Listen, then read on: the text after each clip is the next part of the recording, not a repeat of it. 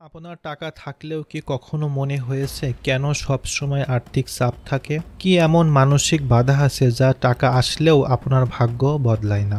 আজ আমি আপনাদের সাথে শেয়ার করব ব্র্যাড ক্লন্টজ মাইন্ড ওভার মানি থেকে এমন কিছু গোপন সত্য যা বদলে দিতে পারে আপনার অর্থনৈতিক জীবন। আমরা সবাই চাই আর্থিক স্বাধীনতা, কিন্তু সেই পথে অনেকেই আটকে যান অদৃশ্য এমন একটি বাধায়। আমাদের নিজের মনের মাঝে লুকিয়ে আছে অর্থের মানসিকতা। এই বইটি আমাদের শেখায় কিভাবে আমাদের মানসিকতা, আবেগ ও পারিবারিক প্রভাব আমাদের টাকা ম্যানেজমেন্টে প্রভাব ফেলে। আপনি যদি চান টাকা নিয়ে ভয়, লজ্জা কিংবা অনির্দিষ্ট চিন্তা থেকে মুক্তি পেতে, আর্থিক সংকট কাটিয়ে উঠতে, তাহলে আজকের এই ভিডিওটি আপনার জন্য। চলুন জেনে নিই কিভাবে মাইন্ড ওভার মানি আমাদের জীবনে অর্থ খোলার একটি চাবিকাঠি হতে পারে। যদি সম্পূর্ণ বইটির আমরা একটা পরিচয় পর্ব বলতে চাই, তাহলে বলতে পারে মাইন্ড ওভার মানি বইটি লিখেছেন ডক্টর ব্র্যাড ক্লন্টজ, একজন অর্থনৈতিক মনোবিজ্ঞানী ও ফাইন্যান্সিয়াল থেরাপিস্ট। বইটি প্রথম যুক্তরাষ্ট্রে 2016 সালে প্রকাশিত হয় এবং বইটি মার্কিন যুক্তরাষ্ট্র, কানাডা, যুক্তরাজ্য সহ পৃথিবীর অনেক দেশে অনেক জনপ্রিয়তা পেয়েছিল। বইটি মানুষের মনের অবস্থা ও আবেগের সঙ্গে অর্থের সম্পর্ক বোঝায়, যা আর্থিক সফলতার জন্য অত্যন্ত গুরুত্বপূর্ণ। এটি শুধু টেকনিক্যালি বই নয়, বরং মানসিকতা, আবেগগত দিক থেকেও অর্থ ব্যবস্থাপনার কৌশল শেখায়। তো চলুন আমরা সম্পূর্ণ বইটি দেখার চেষ্টা করি।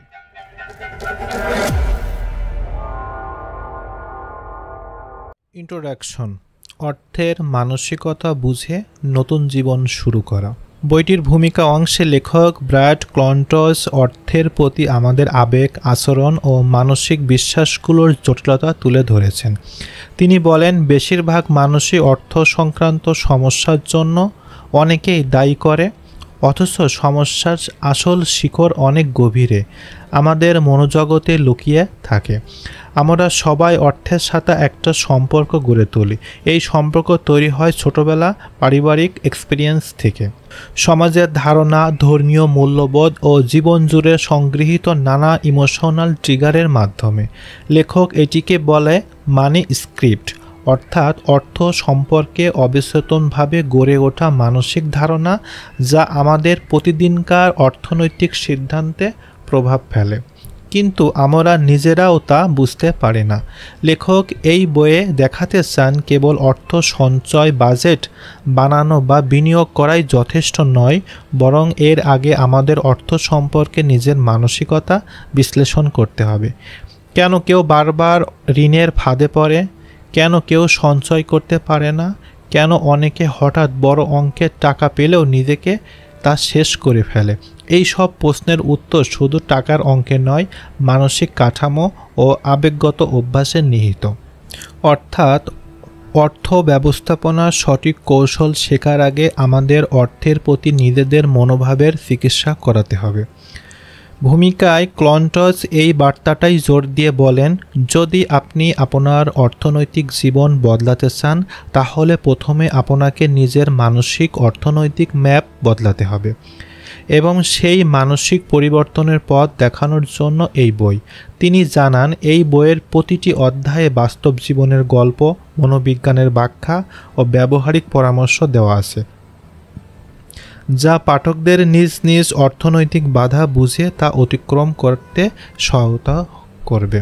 অধ্যায় 1: অর্থ ও মানসিকতা, মানি অ্যান্ড মাইন্ডসেট। এই অধ্যায়টি শুরু হয় একটি গুরুত্বপূর্ণ উপলব্ধির মাধ্যমে। অর্থের সঙ্গে আমাদের সম্পর্ক একেবারে যৌক্তিক ও অঙ্কের মতো নিরপেক্ষ নয়, বরং এটি গড়ে ওঠে মানসিকতার মাধ্যমে, আবেগ এবং অভিজ্ঞতার ভিত্তিতে। ব্র্যাড ক্লন্টজ ব্যাখ্যা করেন যে অধিকাংশ মানুষ অর্থ ব্যবহারের সিদ্ধান্ত নেয় অবচেতন মানসিক বিশ্বাস থেকে, যেটাকে তিনি বলেন মানি মাইন্ডসেট। এই মানি মাইন্ডসেট বা মানসিক কাঠামো তৈরি হয় আমাদের শৈশব, পারিবারিক জীবন ও সংস্কৃতি ও ব্যক্তিগত অভিজ্ঞতা থেকে। কারোর অর্থ সম্পর্কে ইতিবাচক দৃষ্টিভঙ্গি থাকলে সে ব্যক্তি সাধারণত সঞ্চয়, বিনিয়োগ ও দীর্ঘমেয়াদী পরিকল্পনায় আগ্রহী হয়।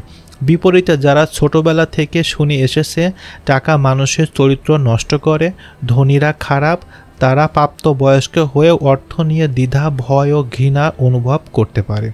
এই অধ্যায়ে লেখক বলেন মানুষের অর্থ নিয়ে অনেক সময় অবচেতন আচরণ করে, যেমন অনর্থক খরচ, ঋণগ্রস্ততা, সঞ্চয় অনীহা, যার পেছনে যুক্তি নয়, থাকে মনের ভিতরে গেঁথে থাকা এক ধরনের অর্থবিশ্বাস, অর্থাৎ মানি বিলিভ। কেউ যদি অর্থকে কেবলমাত্র সমস্যা ও সীমাবদ্ধতার উৎস মনে করে, তাহলে তার পুরো জীবন অর্থাৎ অর্থনৈতিক জীবনই অস্থিরতার মধ্য দিয়ে যাবে। তাই লেখক জোর দেন নিজের মানি মাইন্ডসেট চিহ্নিত করা ও তার প্রয়োজনে সংশোধনের উপায়। অর্থের সঙ্গে ব্যক্তিগত দৃষ্টিভঙ্গি ও মানসিক অভ্যাস, এই দুয়ের সমন্বয়ে আমাদের আর্থিক জীবনের ভবিষ্যৎ নির্ধারিত হয়। আরেকটি গুরুত্বপূর্ণ বিষয় হলো লেখক এখানে তুলে ধরেছেন, তা হলো মানসিকভাবে যে যেমন অর্থ সম্পর্কে বিশ্বাস করে, সে তেমনই আর্থিক বাস্তবতা তৈরি করে নেয়। যদি কেউ মনে করে আর্থিক স্বাধীনতা অর্থাৎ আমি কখনো ধনী হতে পারবো না, তবে সে হয়তো চেষ্টা করেও না, কিংবা অল্প প্রতিবন্ধকতায় হাল ছেড়ে দেয়। এরকম বিশ্বাস আমাদের অর্থনৈতিক সম্ভাবনাকে সীমাবদ্ধ করে ফেলে। তাই লেখক আমাদের আমন্ত্রণ জানান নিজেদের মনের গভীরে লুকিয়ে থাকা অর্থ সম্পর্কিত চিন্তাগুলো পর্যালোচনা করতে এবং জানতে আমার অর্থের প্রতি দৃষ্টিভঙ্গি কিভাবে আমার জীবনে প্রভাব ফেলেছে।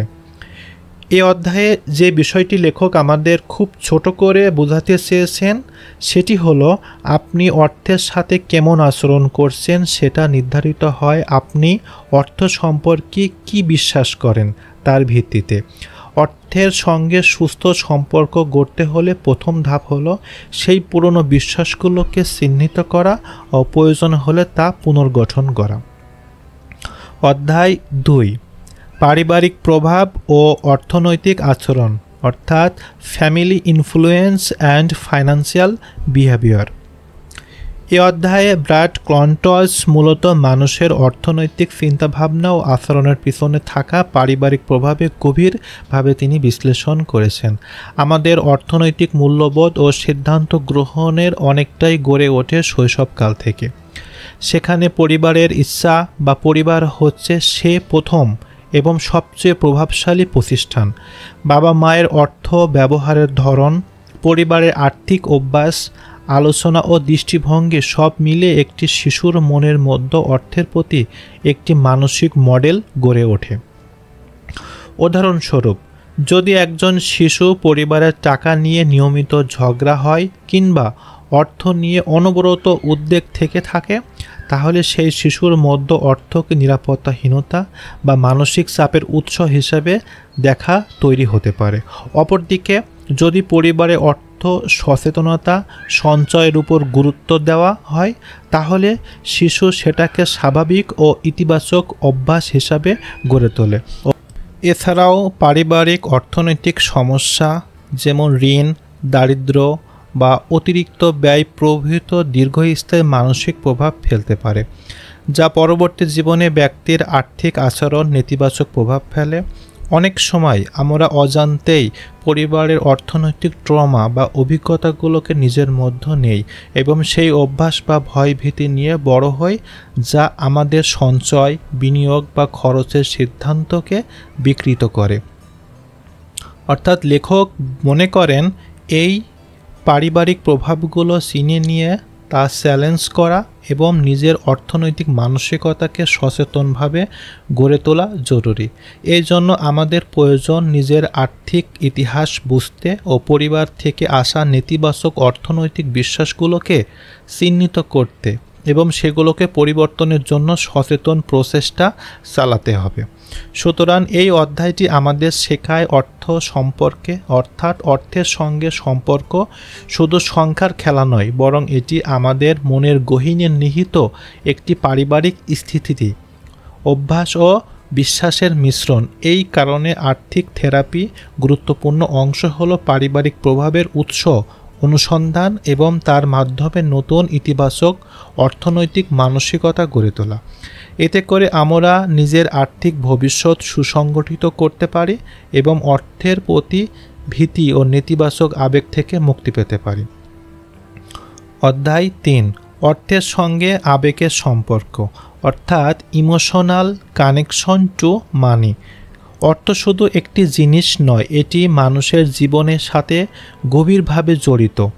এটি আবেগের বিষয়। এই অধ্যায়ে ব্রায়ান ক্লন্টনস ব্যাখ্যা করেন কিভাবে অর্থের প্রতি আমাদের আবেগ ও অনুভূতিগুলো আমাদের অর্থনৈতিক সিদ্ধান্ত ও আচরণকে প্রভাবিত করে। মানুষ যখন অর্থের কথা ভাবে তখন সেখানে থাকে ভয়, লোভ, দুঃখ আর অসম্মানের হানি কিংবা নিরাপত্তাহীনতার অনুভূতি। এই সব আবেগ অনেক সময় আমাদের যুক্তিযুক্ত চিন্তার পরিবর্তে আবেগপ্রবণ সিদ্ধান্ত নিতে প্ররোচিত করে, যা পরবর্তীতে আর্থিক ক্ষতির কারণ হতে পারে। উদাহরণস্বরূপ, কারোর যদি অর্থ হারানোর ভয় থাকে তাহলে সে বিনিয়োগে ঝুঁকি নিতে চাইবে না, যার ফলে সে তার অর্থ বৃদ্ধি করার সুযোগ হাতছাড়া করতে পারে। আবার লোভ থেকে কেউ অতিরিক্ত খরচ বা ঝুঁকিপূর্ণ বিনিয়োগে ঝুঁকিয়ে পড়ে, যা অর্থনৈতিকভাবে স্থিতিশীলতার জন্য ক্ষতিকর। এছাড়াও অর্থের সঙ্গে জড়িত কিছু আবেগ যেমন ঈর্ষা বা অহংকার মানুষকে অযথা ব্যয় করতে বা ঋণে ডুবে যেতে প্ররোচিত করে। তাই এই অধ্যায়ে লেখক জোর দিয়েছেন যে অর্থের প্রতি আমাদের আবেগগত প্রতিক্রিয়া বুঝে সেটাকে নিয়ন্ত্রণ করা অত্যন্ত জরুরি। আবেগ নিয়ন্ত্রণের মাধ্যমে আমরা আমাদের আর্থিক জীবনকে সুসংগঠিত করতে পারি এবং যুক্তির সঙ্গে অর্থ ব্যবস্থাপনা ও স্থিতিশীলতা সমৃদ্ধির অর্জন করতে সক্ষম হতে পারি। অর্থাৎ অর্থের সঙ্গে যুক্ত আবেগের ভারসাম্য ঠিক রাখা ছাড়া আর্থিক সাফল্য কঠিন। তাই নিজস্ব আবেগ ও অর্থের সম্পর্কে বোঝা, সঠিক দিক নির্দেশনা নেওয়া প্রতিটি মানুষের জন্য অপরিহার্য ও গুরুত্বপূর্ণ। অধ্যায় 4, ব্যক্তিগত আর্থিক লক্ষ্য স্থাপন করুন, অর্থাৎ সেটিং ফাইন্যান্সিয়াল গোল। অর্থনৈতিক সাফল্যের জন্য ব্যক্তিগত আর্থিক লক্ষ্য স্থাপন করা অত্যন্ত গুরুত্বপূর্ণ একটি ধাপ। এই অধ্যায়ে লেখক ব্যাখ্যা করেন যে যখন আমাদের স্পষ্ট আর্থিক লক্ষ্য থাকে তখন আমাদের অর্থ পরিচালনা এক ধরনের দিক নির্দেশনা ও নিয়মিত অভ্যাস হয়ে ওঠে। লক্ষ্যহীন অর্থ ব্যবস্থাপনা প্রায়শই এলোমেলো খরচ, সঞ্চয়হীনতা এবং অর্থনৈতিক বিভ্রান্তির কারণ হয়ে ওঠে। এই জন্য ছোট থেকে বড় সব ধরনের আর্থিক লক্ষ্য নির্ধারণ করা গুরুত্বপূর্ণ। উদাহরণস্বরূপ, মাসিক সঞ্চয়ের একটি নির্দিষ্ট পরিমাণ নির্ধারণ করুন। কোনো নির্দিষ্ট সময়ের মধ্যে ঋণ শোধ করতে হবে সেটা ঠিক করুন। ভবিষ্যতে বাড়ি কেনা বা অবসরকালীন জন্য পুঁজি তৈরি করা, এই সব লক্ষ্য আপনাকে আগে থেকে ঠিক করতে হবে। আমাদের অর্থনৈতিক যাত্রাকে পরিকল্পিত সুসংগঠিত করে তুলতে পারে এসব পরিকল্পনার মাধ্যমে। লক্ষ্য নির্ধারণের ক্ষেত্রে শুধু সংখ্যা নির্ধারণ করাই যথেষ্ট নয়, লক্ষ্যগুলো হওয়া উচিত বাস্তবসম্মত, পরিমাপযোগ্য ও সময়সীমা নির্ধারিত, অর্থাৎ স্মার্ট গোল। এভাবে আমরা নিজের অগ্রগতি সহজে মূল্যায়ন করতে পারি এবং লক্ষ্য পূরণের পথে অনুপ্রাণিত থাকতে পারি। এছাড়াও লেখক বলেছেন, লক্ষ্য স্থাপন আমাদের মানসিকগতভাবে ইতিবাচক প্রভাব ফেলে। যখন আমরা আমাদের লক্ষ্য নির্ধারণ করি তখন আমাদের মস্তিষ্ক সেটাকে অর্জনের জন্য ইতিবাচক সংকেত দেয়, যা আত্মবিশ্বাস বাড়ায় এবং অর্থের প্রতি আমাদের মনোযোগ কেন্দ্রীভূত করে। অর্থনৈতিক লক্ষ্য না থাকলে অনেক সময় আমরা অপ্রয়োজনীয় ব্যয়ে লিপ্ত হয়ে পড়ি অথবা জরুরি অবস্থার জন্য সঞ্চয় করতে ব্যর্থ হই। ফলে অর্থের উপর নিয়ন্ত্রণ হারিয়ে যায় এবং মানসিক চাপ বাড়ে। তাই স্পষ্ট ও সঠিক আর্থিক লক্ষ্য নির্ধারণ করা আমাদের অর্থের উপর নিয়ন্ত্রণ ফিরিয়ে আনার একটি শক্তিশালী হাতিয়ার হিসাবে কাজ করে। তাই ব্রায়ান ক্লন্টনস বলেন, এই অধ্যায়ে বিষয়গুলোর উপর গুরুত্ব দিয়ে বলেছেন, অর্থকে জীবনযাপনের পরিকল্পনার একটি অবিচ্ছেদ্য অংশ হিসাবে গ্রহণ করতে হবে, শুধুমাত্র ব্যবহার্য পণ্য বা বিলাসবস্তুর মতো নয়। এ অধ্যায়ে আমাদের শেখায় যে বিষয়টি, সেটি হলো অর্থনৈতিক স্থিতিশীলতা ও সফলতা অর্জনের জন্য সুনির্দিষ্ট আর্থিক লক্ষ্য স্থাপন করা ও লক্ষ্য বাস্তবায়ন করা, পরিকল্পিতভাবে সেটা কাজ করা খুবই গুরুত্বপূর্ণ। এবং পরিকল্পিত হলে আমাদের মানসিক চাপ কমে সঞ্চয় ও বিনিয়োগের ধারাবাহিকতা আসে, যা দীর্ঘমেয়াদে আর্থিক স্বাধীনতার পথে সবচেয়ে গুরুত্বপূর্ণ। অধ্যায় 5, অর্থ ও সম্পর্ক, মানি অ্যান্ড রিলেশনশিপ। অর্থ এবং সম্পর্কের মধ্যে একটি জটিল ও গভীর সম্পর্ক রয়েছে, বিশেষ করে দাম্পত্য বা ঘরোয়া জীবনে। এই অধ্যায়ে লেখক ব্যাখ্যা করেছেন যে কিভাবে অর্থ নিয়ে ভুল বোঝাবুঝি, গোপনীয়তা, আর্থিক চাপ ও যোগাযোগের অভাব সম্পর্ককে দুর্বল করে দেয়। অনেক সময় দাম্পত্য জীবনে বা দাম্পত্যরা নিজেদের মধ্যে খরচ বা নিজেদের মধ্যে টাকার খরচ বিষয় অথবা আর্থিক পরিকল্পনা নিয়ে খোলামেলা আলোচনা করে না, যা শেষে তাদের পারস্পরিক আস্থা ও বিশ্বাসকে ক্ষতিগ্রস্ত করে। আর্থিক জীবনে মতবিরোধ হলে কখনো কখনো শারীরিক ও মানসিকভাবেও দ্বন্দ্ব রূপ নিতে পারে। লেখক মনে করিয়ে দেন যে শুধু জীবিকা নির্বাহের মাধ্যমে নয়, এটি সম্পর্ক ও একটি গুরুত্বপূর্ণ অংশ। অর্থ নিয়ে খোলামেলা ও সৎ আলোচনা করা, একে অপরের আর্থিক লক্ষ্য ও মানসিকতা বোঝা এবং সম্মিলিত বাজেট তৈরি করা সম্পর্কে মজবুত একটি লক্ষ্য হওয়া উচিত। এছাড়াও অর্থের ক্ষেত্রে সচ্ছলতা থাকার ভুল বোঝাবুঝি কমে এবং যৌথ সিদ্ধান্ত গ্রহণ সহজ হয়। বিশেষ করে দাম্পত্য জীবনে আর্থিক সংগতি অর্থাৎ আর্থিক স্বাধীনতা থাকলে মানসিক চাপ কমে, যা সম্পর্কের সুস্থতা বজায় রাখতে সাহায্য করে। অর্থের কারণে উদ্ভূত মানসিক চাপ ও দ্বন্দ্ব মোকাবেলার জন্য লেখক বিভিন্ন উপায় তুলে ধরেছেন, যেমন নিয়মিত অর্থ নিয়ে আলোচনা করা, আর্থিক থেরাপি নেওয়া এবং ব্যক্তিগত ও যৌথ আর্থিক লক্ষ্য নির্ধারণ। এই অধ্যায়টি প্রমাণ করে যে অর্থের প্রতি সুস্থ মনোভাব ও আন্তরিক যোগাযোগের মাধ্যমে সম্পর্কের আর্থিক অস্থিরতা দূর করে দাম্পত্য জীবন সুখময় ও টেকসই করা সম্ভব। অধ্যায় 6, অর্থের প্রতি অনিয়ন্ত্রিত প্রবণতা অর্থাৎ আনহেলদি মানি হ্যাবিটস।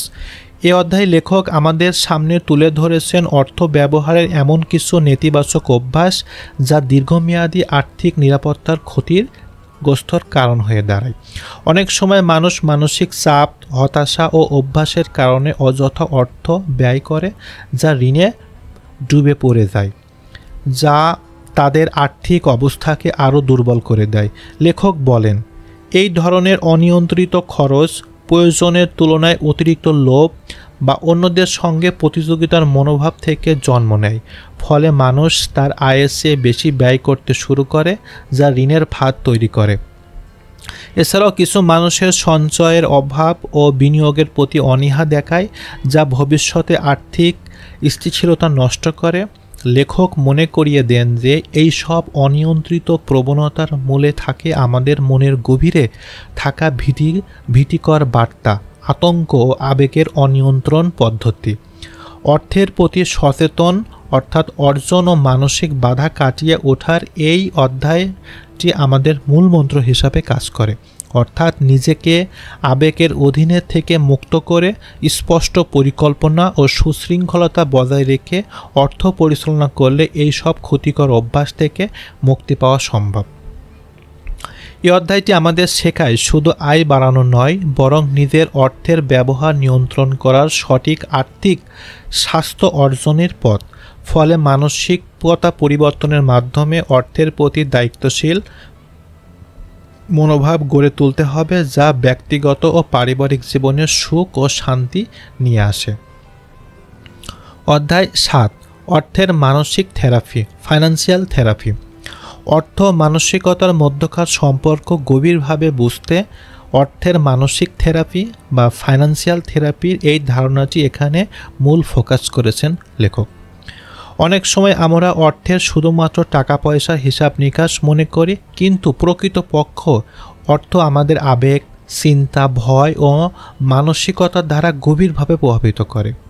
অনেকেই অর্থ নিয়ে চাপ, উদ্বেগ, লজ্জা কিংবা ভয় থাকে, যা আমাদের বা তাদের অর্থনৈতিক সিদ্ধান্তকে নেতিবাচক প্রভাব ফেলে।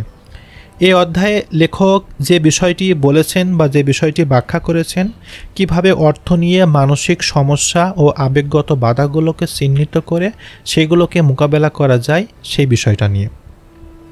অর্থের প্রতি নেতিবাচক মানসিকতা যেমন ঋণগ্রস্ত থেকে মুক্তি পেতে বাধা দেয়, তেমনইভাবে কিছু মানসিক আঘাত ও পারিবারিক আর্থিক ট্রমা ব্যক্তির জীবন দীর্ঘস্থায়ী প্রভাব ফেলে। তাই অর্থনৈতিক থেরাপি হলো সেই প্রতিক্রিয়া যেখানে একজন থেরাপিস্ট বা কোচ ব্যক্তির সাথে কাজ করে, তার অর্থের প্রতি নেতিবাচক ভাবনা ও আবেগগুলো শনাক্ত ও পরিবর্তনের চেষ্টা করেন। এই প্রতিক্রিয়ায় কগনিটিভ বিহেভিয়ারাল থেরাপি বা সিবিটি অন্যান্য মানসিক কৌশল ব্যবহার করে অর্থ নিয়ে ভয়, লজ্জা, অপর্যাপ্ততার অনুভূতি দূর করা হয়। ফলে ব্যক্তি নতুন করে অর্থকে নিয়ন্ত্রণ করতে শেখে, সঞ্চয় ও বিনিয়োগের প্রতি ইতিবাচক মনোভাব গড়ে তুলতে পারে। অর্থাৎ অর্থের মানসিক থেরাপি হলো আর্থিক স্বাধীনতার পথে একটি গুরুত্বপূর্ণ ধাপ, যা শুধু টাকা নয়, আমাদের মন ও আবেগের সঠিক ব্যবস্থাপনা নিশ্চিত করে। এই অধ্যায়টি আমাদের শেখায় যে আর্থিক সফলতা ব্যবস্থাপনার জন্য প্রথমেই প্রয়োজন নিজের মানসিক অবস্থা ও আবেগের সঙ্গে খোলামেলা ও সাহসী মোকাবেলা করে সেটাকে নিয়ন্ত্রণে নেওয়া। অধ্যায় ৮, অর্থনৈতিক স্বাধীনতার পথ, পাথ অফ ফাইন্যান্সিয়াল ফ্রিডম। অর্থনৈতিক স্বাধীনতা শুধুমাত্র আর্থিক সমৃদ্ধি বা টাকার পরিমাণ বৃদ্ধি নয়, বরং এটি একটি মানসিক অবস্থা যেখানে টাকা নিয়ে কোনো উদ্বেগ বা আতঙ্ক থাকে না। অর্থাৎ লেখক বলেছেন, অর্থনৈতিক স্বাধীনতা অর্জন করতে হলে প্রথমে আমাদের অর্থনৈতিক বা অর্থের প্রতি মানসিক পরিবর্তন আনতে হবে। অর্থকে ভীতির, লোভ ও অনিশ্চয়তার বস্তু হিসাবে নয়, বরং জীবনের লক্ষ্য পূরণের একটি শক্তিশালী হাতিয়ার হিসাবে গ্রহণ করতে হবে। লেখক মনে করিয়ে দেন যে কেউ অর্থের সঠিক ব্যবহার পরিকল্পনা শিখে নিজের আবেগকে নিয়ন্ত্রণ রাখতে পারলে সে ধীরে ধীরে আর্থিক নিরাপত্তা ও স্বাধীনতার কাছাকাছি পৌঁছাতে পারে। এই পথটি সহজ নয়, এতে ধৈর্য, পরিকল্পনা এবং নিজেকে পরিকল্পিত অর্থাৎ ডিসিপ্লিনের মাধ্যমে এটা করতে হবে। তবে সবচেয়ে গুরুত্বপূর্ণ হলো অর্থের পেছনে ছুটে যাওয়ার পরিবর্তে অর্থকে নিজেকে আমন্ত্রণে আনা, অর্থকে বন্ধু বানানো, অর্থের লক্ষ্য নির্ধারণ করার প্রতি দায়বদ্ধ থাকা। এই বিষয়গুলো মানসিক ও ব্যবহারিক উভয় দিক থেকে স্বাধীনতার এনে দেয়।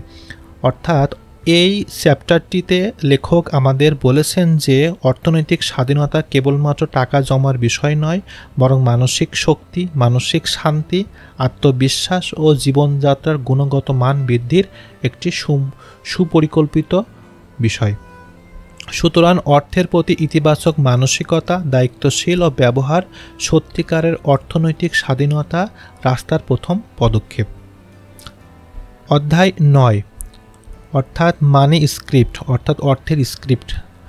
অর্থের স্ক্রিপ্ট বলতে আমাদের মনের গভীরে থাকা একটা অবচেতন বিশ্বাস ও ধ্যান ধারণাকে বোঝানো হয়, যেগুলো আমাদের ছোটবেলা থেকে শিখে থাকি এবং যেভাবে আমরা অর্থনৈতিক আচরণের উপর গভীর প্রভাব ফেলি। এই স্ক্রিপ্টটি মূলত পারিবারিক পরিবেশ, সামাজিক সংস্কৃতি এবং ব্যক্তিগত অভিজ্ঞতার সমন্বয়ে তৈরি হয়। এগুলো এতটাই গভীর যে আমরা সচেতনভাবে অনেক সময় এগুলোকে চিনতে পারি না, কিন্তু এগুলো আমাদের অর্থের প্রতি মানসিকতা, সঞ্চয় বা ব্যয়ের প্যাটার্ন নির্ধারণ করে। উদাহরণস্বরূপ, কেউ হয়তো বড় হয়ে বিশ্বাস করেন যে টাকা সবসময় অভাব হবে, অর্থাৎ আরেকজন মনে করে টাকা খারাপ জিনিস। আবার কেউ ভাবতে পারে আমি অর্থের যোগ্য নই। এই ধরনের মনের মধ্যে যে স্ক্রিপ্ট বা মানসিকতা আমাদের মধ্যে এক ধরনের সীমাবদ্ধতা তৈরি করে এবং আমাদের অর্থনৈতিক সিদ্ধান্তকে প্রভাবিত করে। যখন আমরা এই মানি স্ক্রিপ্ট সম্পর্কে সচেতন হই, তখন আমরা সেগুলোকে মোকাবেলা করতে ও বদলাতে পারি। অর্থাৎ লেখক বলেছেন, মানি স্ক্রিপ্ট আমাদের ব্যক্তিগত অর্থনৈতিক জীবনের মূল কারণ হিসাবে কাজ করে, যা অনেকের সময় আমাদের সফলতা ও ব্যর্থতার পেছনে কাজ করে। তাই অর্থনৈতিক থেরাপি বা নিজে নিজে সচেতন প্রয়াসের মাধ্যমে আমাদের উচিত এই মানি স্ক্রিপ্টগুলোকে চিহ্নিত করা, তাদের মধ্যে থাকা নেতিবাচক বা ভুল ধারণাকে পরিবর্তন করা। এর ফলে আমরা আরও সুস্থ ও সঠিক আর্থিক সিদ্ধান্ত নিতে পারব এবং অর্থের প্রতি আমাদের মনোভাব পরিবর্তন করতে পারব। এ অধ্যায়ে আরও বলা হয়েছে যে মানি স্ক্রিপ্ট শুধুমাত্র ব্যক্তির পর্যায়ে সীমাবদ্ধ থাকে না, বরং তা সামাজিক স্তরেও ছড়িয়ে থাকে এবং এটি সামাজিক অর্থনৈতিক সংস্কৃতিকে গড়ে তোলে। তাই কোনো অর্থনৈতিক সমস্যা ব্যক্তিগত না হয়ে সাংস্কৃতিক বা পারিবারিক সমস্যারই অংশ হতে পারে। সুতরাং এই চ্যাপ্টার 9-এ যে বিষয়টি আমাদের শেখানো হয়েছে সেটি হলো অর্থের প্রতি আমাদের অবচেতন বিশ্বাসগুলোকে চিনে নেওয়া, সেগুলোকে বিশ্লেষণ করা ও প্রয়োজনীয় সেই মানি স্ক্রিপ্টগুলোকে পরিবর্তন করার মাধ্যমে আমরা আমাদের আর্থিক জীবনের ইতিবাচক পরিবর্তন আনতে পারি। অর্থাৎ অর্থের মনের স্ক্রিপ্ট পরিবর্তন করার অর্থের সঙ্গে আমাদের সম্পর্ক সুসংগঠিতভাবে গড়ে তুলতে পারি। অধ্যায় 10, অর্থনৈতিক সংকটের মুহূর্ত অর্থাৎ ফাইন্যান্সিয়াল ফ্ল্যাশ পয়েন্টস। অর্থনৈতিক সংকটের মুহূর্ত বলতে বোঝায় সেই বিশেষ সময় বা ঘটনা যেগুলোকে মানুষের জীবনে গভীর মানসিক ও আর্থিক প্রভাব ফেলে। এই মুহূর্তগুলো এমন থাকে যা ব্যক্তি বা পরিবারের অর্থনৈতিক আচরণ এক ধরনের টার্নিং পয়েন্ট হিসেবে কাজ করে। যেমন হঠাৎ ঋণের বোঝা, চাকরি হারানো, বড় ধরনের আর্থিক ক্ষতি, অভাব অনটন ও আকস্মিক বিপদে মধ্যে পড়া। এই ধরনের ফ্ল্যাশ পয়েন্টগুলোর মানুষের মনের গভীরে আবেগগত এবং মানসিক ভীতি, লজ্জা, আতঙ্ক অথবা লোভের মতো জটিল অনুভূতি সৃষ্টি করে, যা আমাদের ভবিষ্যতে অর্থনৈতিক সিদ্ধান্তগুলোকে প্রভাবিত করে। লেখক এখানে যে বিষয়টি বলতে চেয়েছেন সেটি হলো, যখন কেউ এক ধরনের অর্থনৈতিক চ্যালেঞ্জের মুখোমুখি হয় তখন তার মস্তিষ্কের লড়াই বা পালাও প্রতিক্রিয়া সক্রিয় হয়ে ওঠে। ফলে ব্যক্তি হয়তো অতি দ্রুত বা অযৌক্তিকভাবে সিদ্ধান্ত নিতে পারে, যেমন অতিরিক্ত ঋণ নেওয়া, সঞ্চয় থেকে টাকা খরচ করা কিংবা বিনিয়োগে ঝুঁকি নেওয়া। এছাড়াও এই সংকটগুলো মুহূর্ত ব্যক্তি আত্মমর্যাদা, আত্মবিশ্বাসের উপর নেতিবাচক প্রভাব ফেলে, যা অর্থের প্রতি তার মনোভাব আরও জটিল করে তোলে। আরও গভীরে গেলে দেখা যায় যে এই ফ্ল্যাশ পয়েন্টগুলো অনেক সময় অতীতের অর্থনৈতিক ট্রমার পুনরাবৃত্তি ঘটায়, যা অর্থের মানসিকতাগত ক্ষতি হিসেবে কাজ করে। ফলে ব্যক্তি এই ভুল অর্থনৈতিক আচরণ বারবার করে, যেমন ধার করা, বাজে খরচ কিংবা অর্থ লুকিয়ে রাখা। তাই এই অধ্যায়ে লেখক আমাদের পরামর্শ দিয়েছেন যে এই সংকটকালীন মুহূর্তগুলোকে চিহ্নিত করে সেগুলোকে আবেগগত প্রভাবে বুঝতে হবে এবং প্রয়োজন হলে পেশাদার থেরাপির সাহায্য নিতে হবে। এতে মনের সেই আঘাতগুলোকে সারিয়ে ওঠা ও ভবিষ্যতে আর্থিক সিদ্ধান্ত গ্রহণে আরও সচেতন হওয়া ও সুসংগঠিত হওয়া সম্ভব। অর্থাৎ ফাইন্যান্সিয়াল ফ্ল্যাশ পয়েন্ট হলো অর্থের সেই সব গুরুত্বপূর্ণ মাইল ফলক যা শুধু আর্থিক অবস্থায় নয়, মানুষের মানসিকতা ও আবেগের উপর গভীর ছাপ ফেলে। এগুলো বুঝে সঠিকভাবে মোকাবেলা করাই আমাদের অর্থনৈতিক স্বাস্থ্যের জন্য আবশ্যক। অধ্যায় 11, প্রজন্মগত নির্দেশন অর্থাৎ জেনারেল প্যাটার্নস। অর্থ ও অর্থনৈতিক আচরণের ক্ষেত্রে আমাদের প্রজন্মগত যে নিদর্শন বা প্যাটার্নগুলো অত্যন্ত গুরুত্বপূর্ণ ভূমিকা পালন করে, তা আমাদের অর্থনৈতিক বিশ্বাস, মূল্যবোধ ও ব্যবহার মূলত পারিবারিক ও সাংস্কৃতিক পটভূমি থেকেই প্রজন্মের উপর প্রজন্ম চলে আসে। এ অধ্যায়ে লেখক আমাদের যে বিষয়টি দেখিয়েছে সেটি হলো কিভাবে ছোটবেলা থেকে পারিবারিক অর্থনৈতিক অভিজ্ঞতা, শেখানো আচরণ আমাদের মানসিকভাবে গভীরভাবে প্রভাবিত করে ও পরে আমাদের আর্থিক সিদ্ধান্ত অভ্যাস এই প্রভাবে অটুট থাকে। অনেক সময় আমরা নিজে বুঝতে না পারলেও পিতামাতার অর্থনৈতিক চিন্তাভাবনা, তাদের ঋণগ্রস্ততা, সঞ্চয়ের অভাব ও অতিরিক্ত খরচের প্রবণতা অনুধাবন করে নিয়েছে এবং আমাদের নিজেদের জীবনে অনুকরণ করি। এই প্রজন্মগত নিদর্শন অনেক সময় আমাদের আর্থিক উন্নয়নের পথে বাধা সৃষ্টি করে, যা আমরা পরবর্তীতে ভুল ও সীমাবদ্ধতার পুনরাবৃত্তি করি। তবে এই বইয়ে লেখক যে বিষয়টি আমাদের দেখিয়েছেন অথবা আশ্বস্ত করেছেন, এই নিদর্শনগুলোকে চিনে নিলে সচেতন প্রচেষ্টা সেগুলোকে ভেঙে ফেলা সম্ভব। অর্থাৎ আমরা নিজের মনের ভিতরে জন্মগত অর্থনৈতিক আচরণের পেছনের কারণগুলো বুঝে সেগুলো থেকে মুক্তি পেতে পারি, নতুন ইতিবাচক মানসিকতা অভ্যাস তৈরি করতে পারি। এই জন্য প্রয়োজন নিজেকে গভীরভাবে বিশ্লেষণ করা, পারিবারিক অর্থনৈতিক ইতিহাস বোঝা ও প্রয়োজনে মানসিক থেরাপি বা কোনো মেন্টর বা কোচিং গ্রহণ করা। এভাবে আমরা প্রজন্মগত প্যাটার্ন ভেঙে নতুন দৃষ্টিভঙ্গি ও আর্থিক স্বাধীনতার পথে এগিয়ে যেতে পারে। কনক্লুশন বা উপসংহার। মানি ওভার মাইন্ড বইয়ের উপসংহারে লেখক ব্রায়ান ক্লন্টজ স্পষ্ট করেছেন যে অর্থের শুধুমাত্র একটি আর্থিক বিষয় হিসেবে না, আমাদের প্রথমে অর্থের প্রতি নিজের মানসিকতা, আবেগগত সুসম্পর্ক বুঝতে হবে এবং সেই অনুযায়ী কাজ করতে হবে। অর্থনৈতিক স্বাধীনতা অর্থাৎ অর্জন কেবলমাত্র আয় ব্যয়ের হিসাবের মধ্যে সীমাবদ্ধ নয়, বরং এটি একটি মানসিক ও আবেগগত যাত্রা, যেখানে আমাদের ভেতরে ভয়, লজ্জা বা অভাববোধ, লোভ এবং ভুলগুলো ধারণাগুলো চিহ্নিত করে সেগুলোকে পরিবর্তন করতে হবে। অর্থের উপর এমন নিয়ন্ত্রণের মাধ্যমে আমরা শুধু আর্থিক সমস্যার সমাধানই করতে পারি না, বরং জীবনে অন্য অনেক ক্ষেত্রেও উন্নত করতে পারি।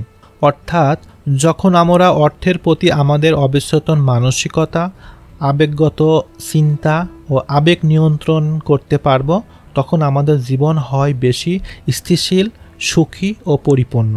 লেখক এই বইয়ের মাধ্যমে আমাদের যে বিষয়টি দেখিয়েছেন সেটি হলো অর্থের সঙ্গে সম্পর্ক বিষয়ে সচেতন হতে হবে, ভুল ধারণাগুলো ভাঙতে হবে ও স্বাস্থ্যকর আর্থিক অভ্যাস গড়ে তুলতে হবে। এই প্রক্রিয়া একবার শুরু হলে আর্থিক সাফল্যের পথ সহজ হবে এবং আমরা অনেকটা গুরুত্বপূর্ণভাবে জীবনকে পরিচালনা করতে পারব। এরই মাধ্যমে আমরা মানি ওভার মাইন্ড অর্থাৎ মাইন্ড ওভার মানি সম্পূর্ণ বইটি দেখার চেষ্টা করলাম। বইটি কেমন লেগেছে, কোন পয়েন্টটি কেমন লেগেছে অবশ্যই সেটা আমাদের কমেন্টসে জানাবেন। পরবর্তীতে কোন বইয়ের অডিও বুক শুনতে চান সেটা অবশ্যই আমাদের জানাবেন। পরবর্তী নতুন একটি এপিসোডে খুব শীঘ্রই আপনাদের সঙ্গে দেখা হবে। ততক্ষণ পর্যন্ত আপনারা ভালো থাকুন। আপনাদের সবার জন্য শুভকামনা।